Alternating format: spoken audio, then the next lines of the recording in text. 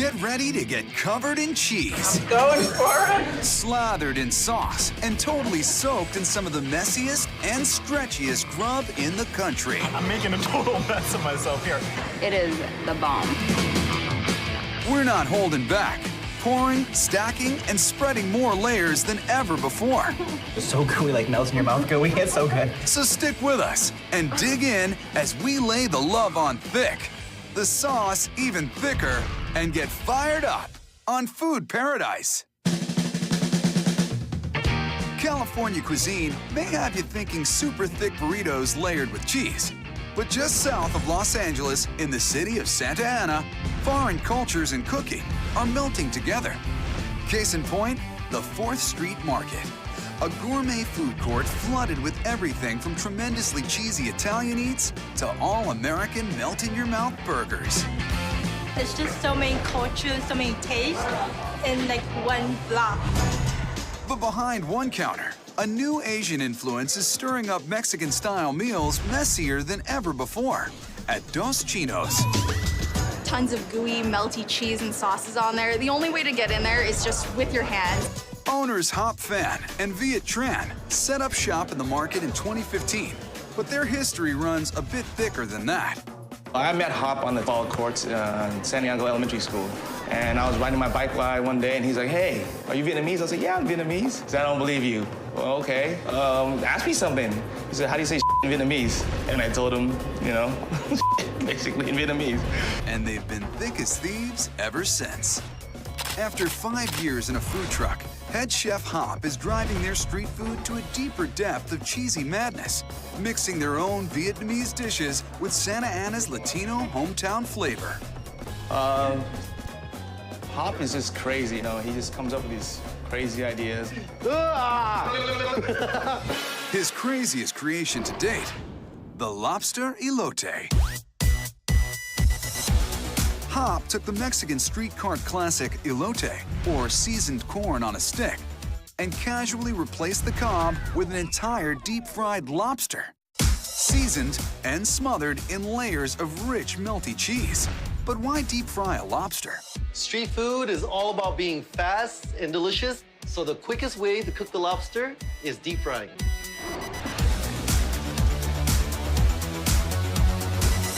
For that oozing Saigon slant, Hop shells out a garlic aioli infused with fish sauce, a Vietnamese staple that adds an extra thick kick. My dad always told me that fish sauce makes people dream about food. But this is no seafood fantasy. Sweet dreams are made of cheese. Now we're gonna do something you don't often see with seafood. We're gonna add cheese. It's Monterey Jack, it's mild, and it melts really nicely. Hop then combines that with the Elote Essential, sweet grilled corn. A quick run in the oven lands the lobster under a deep sea of creamy Monterey, but there's still more crunch to come.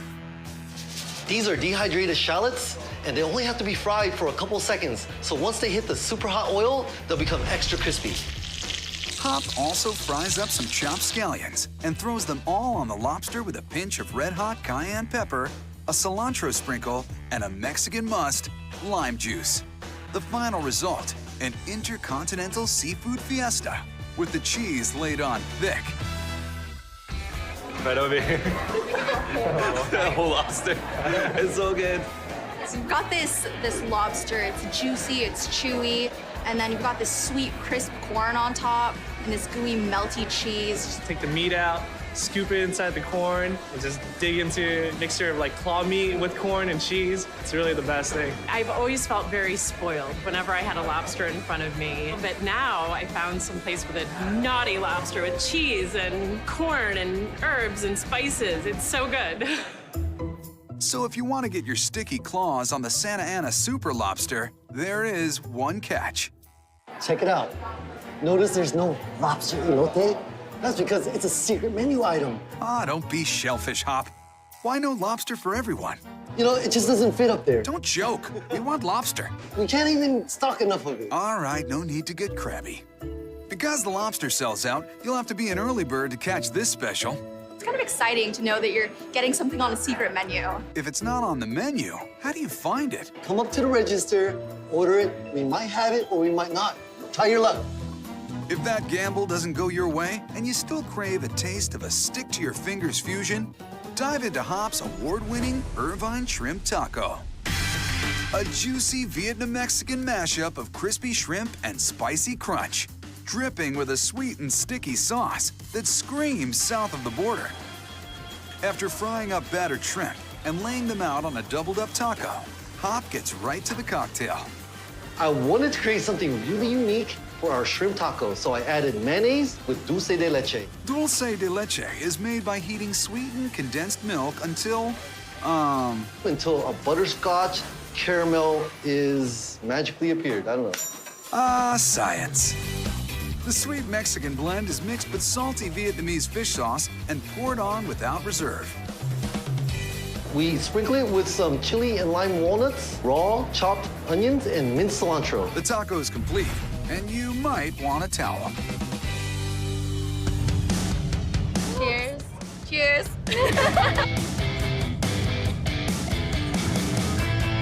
When you bite into it, you get into all this crunch of the taco, the crunch of the shrimp, the cabbage, but then you meet with all this ooey gooey sauce that's just sweet and savory, and it brings it all together. I don't even know what was going on in my mouth when I bit into the shrimp taco, but all I know is that it was good. From the shrimp sauced with sugar to a lobster loaded with cheese, the king of the food court is Dos Chinos.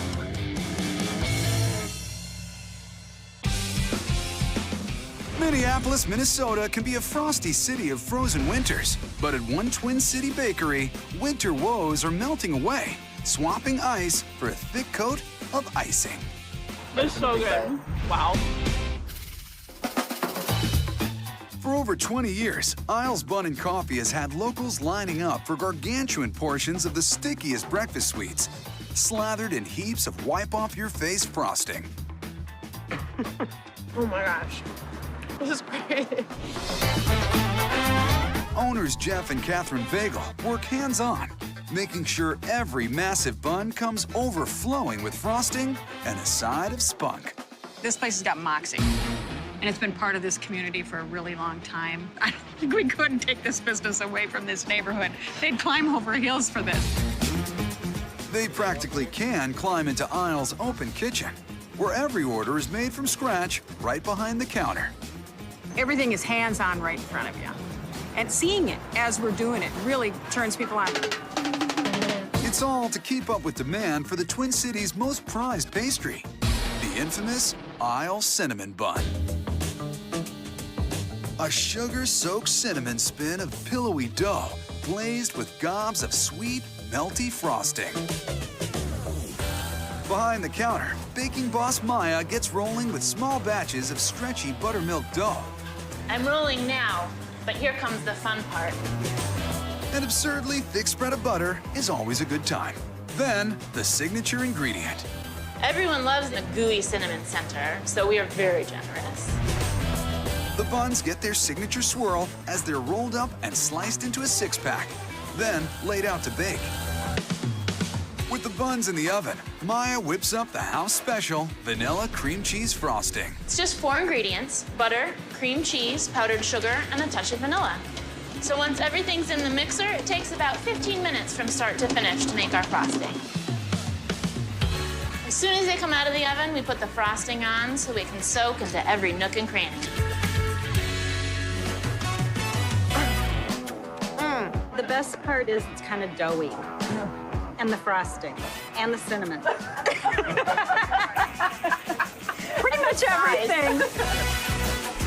I really like just to dig in and just take a bite. And sometimes it gets all over my face, but it's okay.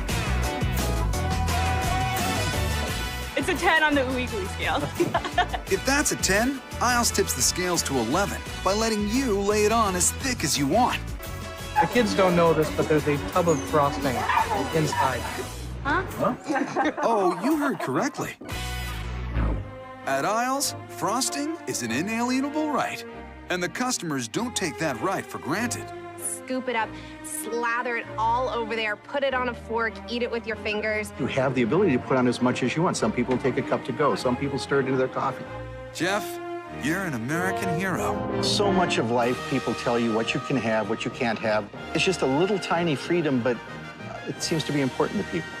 Let freedom cream. I'm just gonna eat the frosting. 2 inches of frosting still not thick enough? Then you'll go nuts for Isles Caramel Pecan Sticky Buns. The same cinnamon bun completely coated in sweet, crunchy pecans and layered with liquefied caramel sauce. The upside-down secret lies in the bottom of the pan. Maya completely lines it with pecans before laying on ladles of thick caramel sauce. Then places the buns on top to bake. The sticky buns just came out of the oven, and while the caramel's still hot, I need to flip these babies over. With the nuts and sauce on top, caramel seeps into every pore of the airy dough.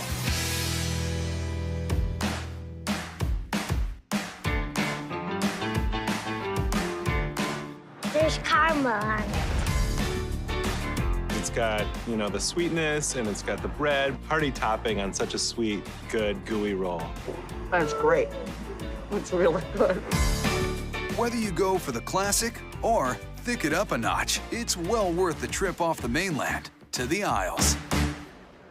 If you're ready to chill with the icing, follow us to Chicago, but leave your suit and tie behind.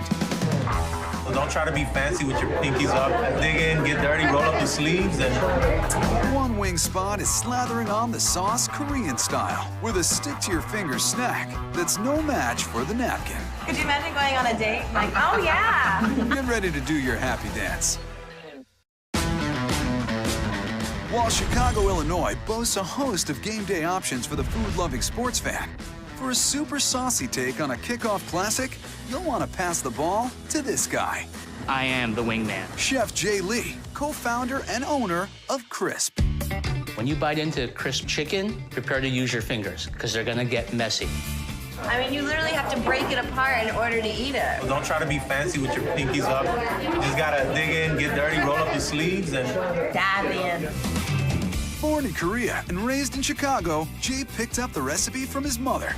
Now, Mama's wings, soaked in all kinds of sauces, fly from Jay's kitchen to a dining room packed Korean style.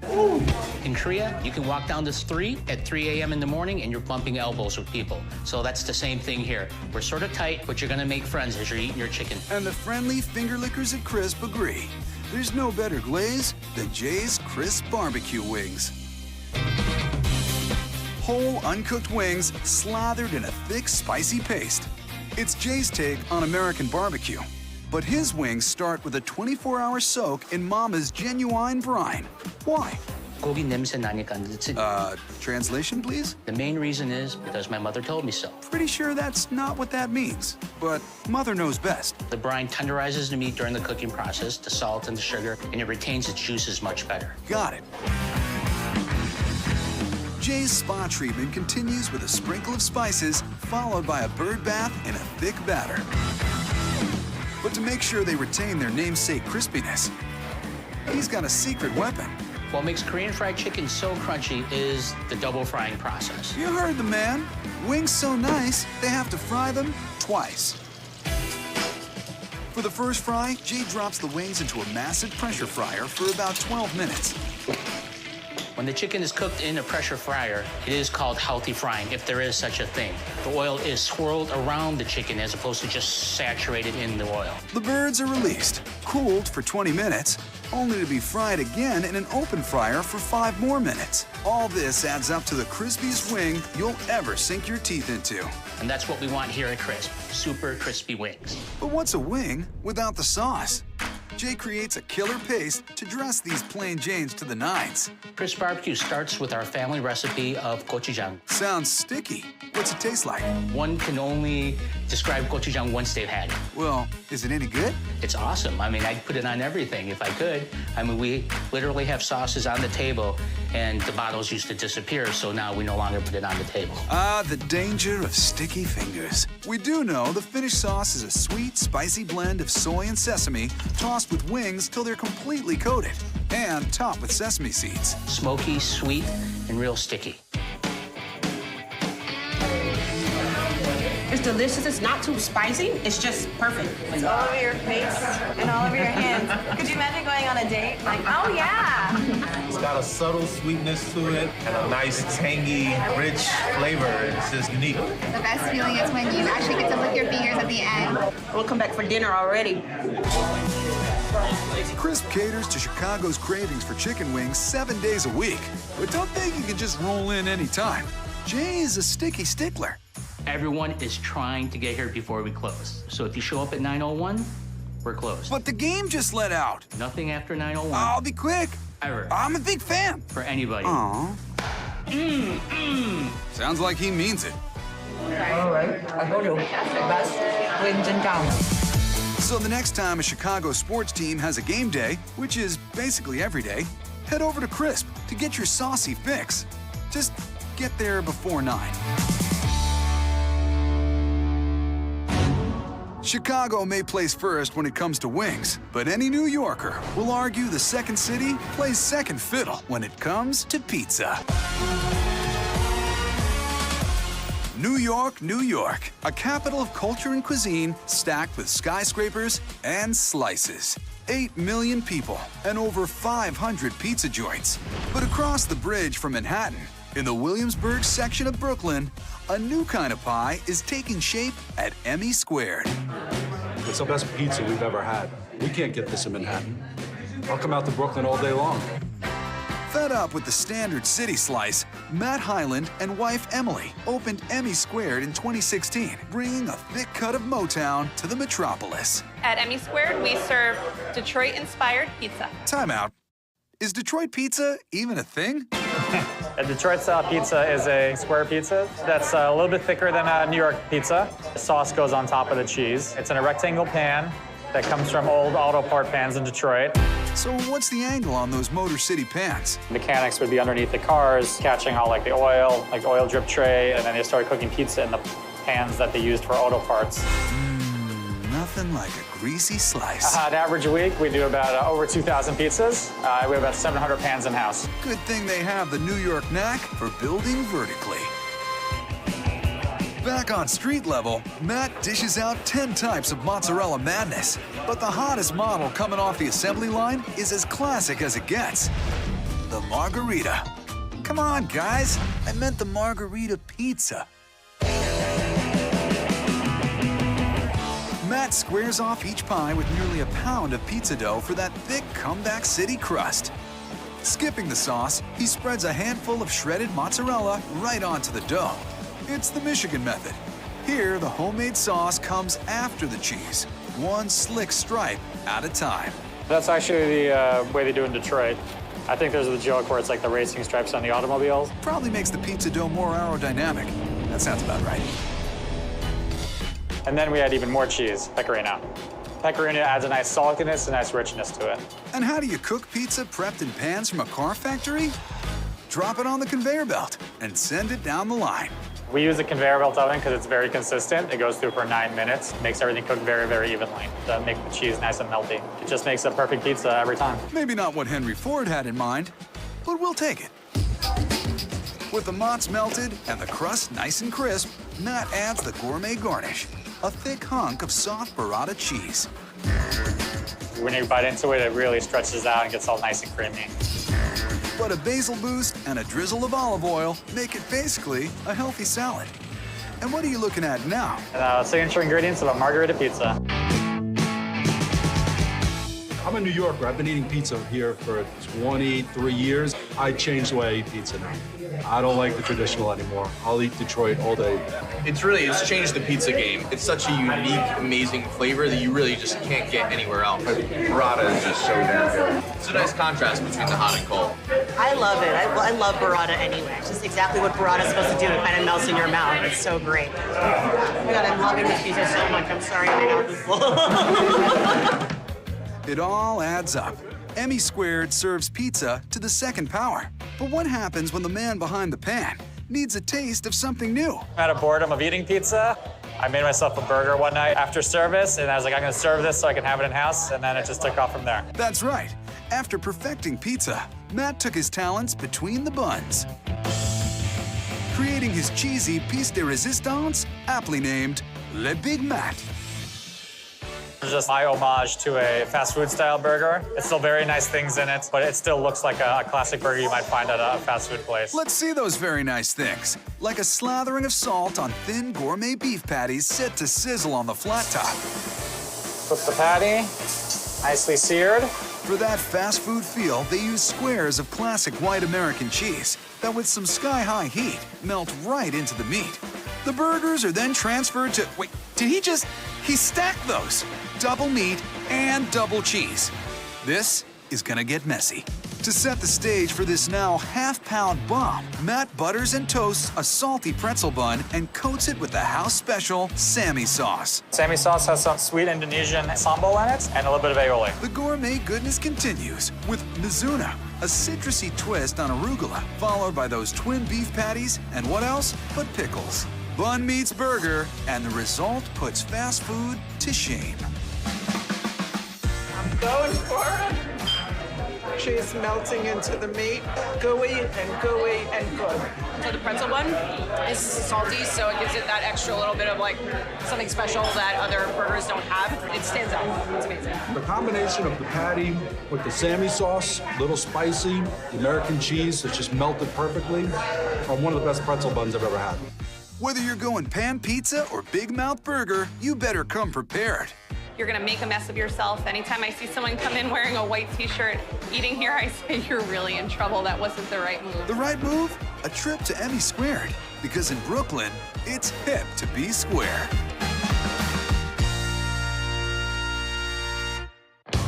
Big cheese and the Big Apple will fill you up.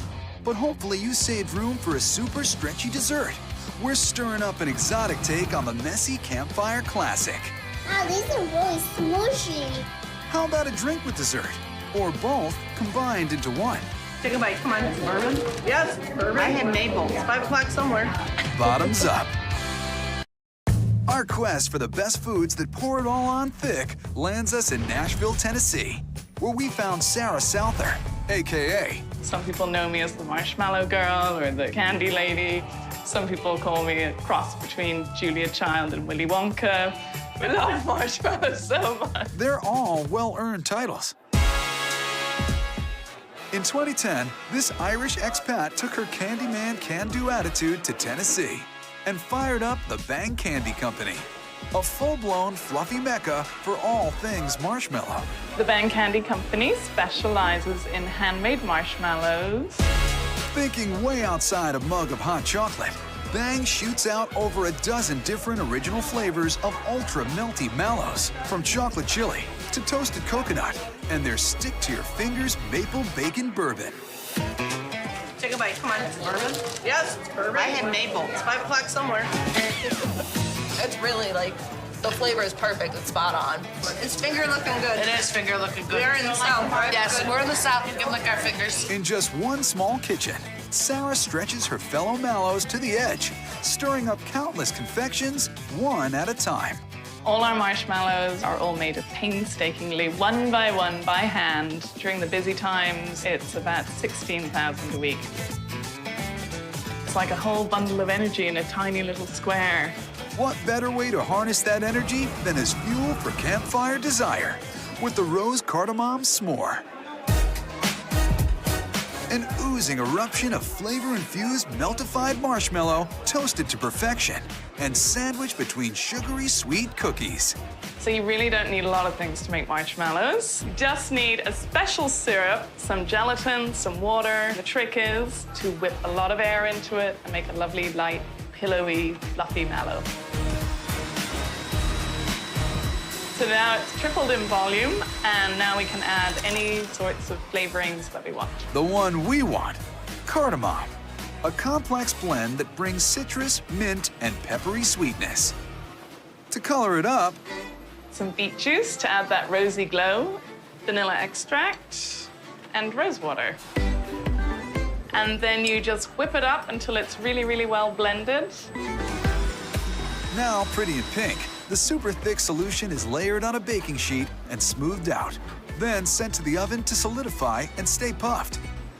So I'm gonna cover it in this powdered sugar and cornstarch mixture. This has to go everywhere because if you don't, they will stick to everything.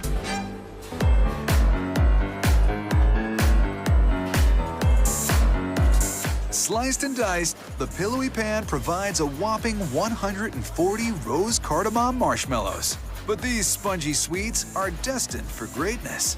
Now you can eat the marshmallow just like this. It is perfect and delicious and fluffy. Or you can take it to the next level and make a s'more out of it. Always go for s'more with a buttery twist. We use shortbread cookies, which we love to make from scratch, full of butter and sugar and all the yummy things in life. True to the s'more faithful, she pours on a thick coating of liquefied tempered chocolate, both sides just to be sure. Before the most high-tech campfire a marshmallow has ever seen. While it's got that delicious ooey gooey center, we will sandwich it between the two shortbread cookies. And there you go.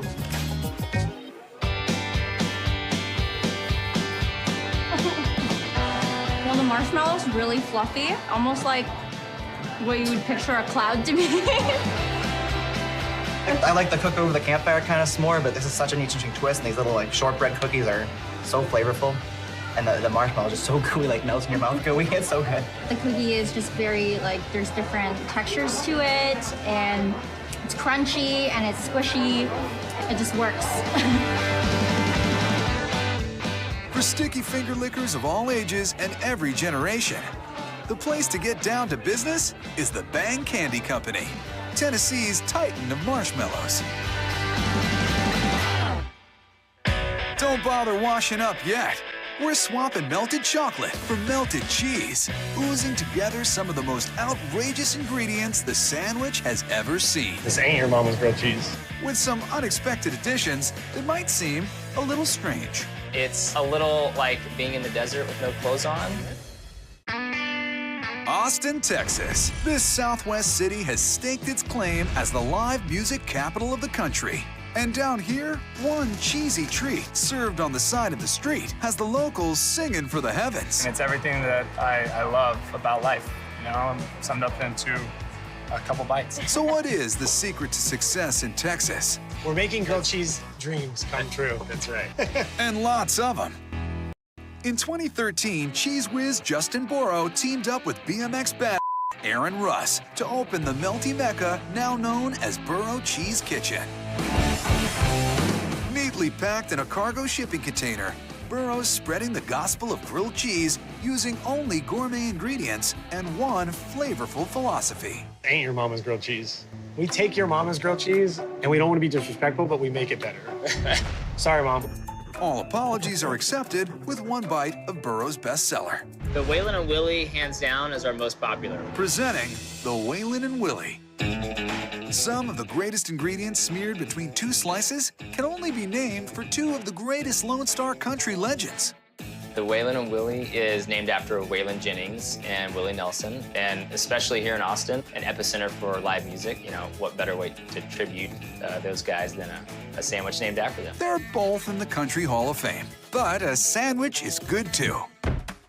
Justin starts with a sauce that's pure Texas breakfast, blending 8 strips of bacon, yes, bacon in the sauce, with fiery jalapeno peppers. Yeah, a little bit of heat is always nice here in Texas. Cream cheese, plain, non-sweet yogurt, grade A maple syrup, which adds almost like a nuttiness to the sauce. Blended together, the results are liquid bacon gold. It's kind of sweet, it's kind of spicy, it's kind of savory. It's all the breakfast flavors that I love kind of rolled into one sauce. We call it crack sauce because it's like once you have it, you really want to put it on everything.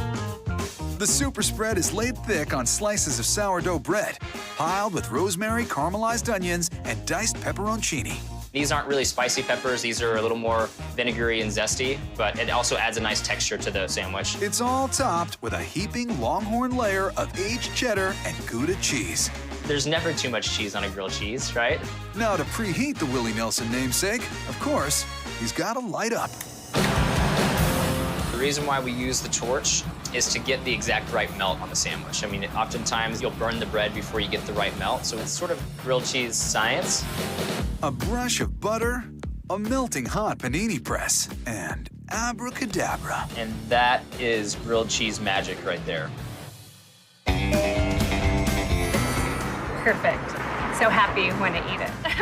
The spicy maple bacon sauce, it just blends perfectly together. Pepperoncinis, like, I'm in heaven. So you have your veggies on there with the onions and the peppers along with the cheese, so it's not just cheese and bread. You get a whole lot to it. This is definitely the best grilled cheese I've had. It's really good. If Waylon and Willie don't have you in honky-tonk heaven, there's plenty more Texas to mess with. Brace yourself for the Burnin' Mac. The scorching hot sandwich stuffed through the crust with an entire meal of melty mac and cheese. Essentially, it's a grilled cheese, but it is a mac and cheese grilled cheese. You gotta level it up. We decided to combine Bernie Mac and Burning Man together into one name for this sandwich because it has some heat, but it's a little like wacky, like being in the desert with no clothes on. Way to keep Austin weird, Justin. Ooh. On a bed of bread and habanero hot sauce, Justin piles on Burro's spicy muchacho mac and cheese. One Texas-sized scoop at a time. Looking good, but this is a grilled cheese. You know what's next. The final step is adding even more cheese, of course. But we use an aged cheddar, which is kind of the flavor component, and then we use a provolone mixed in there with it to give it like this extra stretchy gooiness component. Justin hits it with heat for that magical melt, bathes it in butter, and preps it for the press. Once the sandwich is done, you'll actually struggle to not have like 10 napkins in your hands at one time. Mac and cheese on a grilled cheese, can't get better than this. I mean, what do you think you're gonna get? Like, if you take these two objects and stuff them together, it's like, it's perfect. It's just all of the ooey gooey goodness you could possibly think of in one meal. It is the bomb. Gotta have grilled cheese? Dig in Austin style at Burro.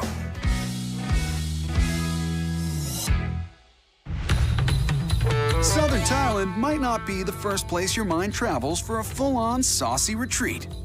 But at Portland, Oregon's Hot Yai, owner Alan Awai and chef Earl Ninsum are spicing things up with their drippy Thai curry concoctions. When Earl and I came up with the idea to do Hot Yai, that's what excited us. The food was so delicious, and nobody else in Portland, maybe nowhere else in the country, was doing this style of food. And that style is extra messy Southern Thai soul food. Emphasis on the mess. I'm making a total mess of myself here. I haven't been able to touch my phone for like 20 minutes. Look at it. But to make sure every dish you order at Hot Yai is as sticky as possible, you'll want to smother it all in this. Hot Yai's House Malayu-style curry. Perfect for pour-overs, begging for dips and drags. It's a rich and thick sauce that starts with a curry paste made from an array of spices. So Earl just throws these all in a blender and we're done, right? It's important to do one by one by one by one because these ingredients have different texture. One by one by one. Alan, is he serious? So making curry is a very complex process. Uh-huh. So how do you guys do it again? The old-fashioned way, mortar and pestle. From scratch, and that's what makes our curry so complex and delicious. So we better get started. Earl begins by grounding flake salt with sliced dried chilies. When that's sufficiently smashed, he adds the lemongrass for a citrus kick and goes to town. Then in goes galangal, sort of like ginger for the uninitiated. To that he adds cilantro stems and smashes them. Garlic, smashes it. Shallots, smashes them. And shrimp paste, smashes, smashes, smash. Man, making curry is a grind. So now the paste is formed, we want to add spices that we grind earlier back into it. After all that hard work, Earl cooks down the paste with coconut oil and slowly adds in coconut cream with some fish sauce, sugar, and spices. Until we're finally looking at a hard-earned bowl of Malayu-style curry. But to soak it up, you're gonna want some edible instruments. Might we suggest the fried chicken and hand-rolled roti? Flaky flat fry bread and crispy chicken, the perfect pairing for that spicy curry. Earl marinates Hot Yai's trademark chicken in another grind of Thai spices before 2 full rounds of frying. Chicken aside, he gets his hands dirty rolling out some roti. What's roti again? Well, it's a fry bread. There's butter, there's sweetened condensed milk. It's rich, it's flaky. Just kind of the perfect vehicle for curry. Delicious. Let's bang it out. What's the first step? First thing is we press it gently, then we pick it up, and then we start flipping it the traditional way that you will see along all over the street in Thailand. With the dough stretched thin, he coils it up like a snake to rest. Now ready to fry, Earl presses it down again to seal in those flaky layers, then takes it to the griddle where it firms up for good. Roti, chicken, and curry combined, and you're ready to dip in. It's so good. It's like that curry is everything. Like the consistency is like so thick and it's so aromatic with all the spices and stuff. Really good. Dipping it with the roti is probably the best way to do it.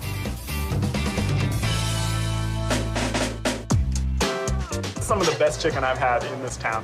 And I've had a lot of chicken. It's so crispy, but it is really buttery at the same time. I like to tear off all the little meat and to make a taco with the roti set. Take a tip from these Portland patrons and sop up some curry in a thick and spicy fury at Hot Yai. For some foods, it's not what's on the outside, but how thick you layer and pour on the inside that counts. And in the heart of Houston, Rise #2 is doubling down on extra thick fillings with an entire menu centered around soufflé. People love coming to our restaurant because it's such a unique experience. It's the only souffle restaurant in the United States. The souffles melt in your mouth. They're delicious. A favorite of the French bistro, soufflé literally means to puff. And Rise soufflé is stuffed with just about anything, puff up taller than the Eiffel Tower.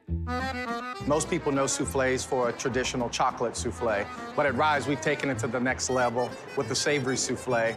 Well, Each soufflé is overflowing with French flavors, but the #1 savory soufflé on display, the jambon and Gruyere, or the ham and cheese in English. It may look light and airy, but dig in deeper to find each bite bursting with molten hot ham mixed thick with Gruyere goodness. In the kitchen, soufflé chef Cameron Achi begins by mixing up a Mornay foundation. So right now we're making our Mornay, which is a classic French cheese sauce. It's something that you would probably use for mac and cheese. We're gonna add mounds of Gruyere and Parmesan. Go ahead and add our nutmeg and our salt and pepper. It's gonna get nice and rich, creamy. The thick gets thicker with over 40, yes, 40 egg yolks. Then Cam puts the ham in jambon. The jambon that we use is an Italian-style ham. We use this because it has a very intense flavor. The Mornay's mixed in, but that's way too thick to Rise. How do you plan to lighten the load, Chef? What makes soufflés rise is we take egg whites and whip them until they're nice, light, and fluffy. Whipping the whites infuses them with microscopic pockets of air. Those air bubbles will expand in the oven, sending the soufflés soaring to the sky. You don't want to overmix the egg whites because they'll actually become brittle and not hold the soufflé properly. So these are the nice firm peaks that we're looking for. Those wispy egg whites are folded into the meaty Mornay with an age-old technique. Really, we just go ahead and whip it as hard as we can to make sure it's nice and smooth. The soupy soufflé filling is all transferred to a ramekin lined with butter and a bit more Parmesan. Then loaded into an oven as hot and high-tech as the nearby Space Center. With all systems go, the countdown to launch begins as the hatch is sealed, and Houston, we have liftoff.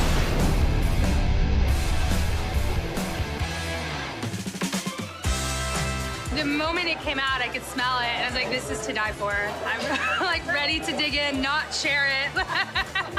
It's very cheesy, which is great. With the souffle, it's very light, so it just kind of, I guess it melts in your mouth. You should give up being vegan for a day. There's some cheesy, hammy goodness in there. It's a meal fit for French royalty. But Rise really shines when it comes to dessert. Feast your eyes on the chocolate souffle.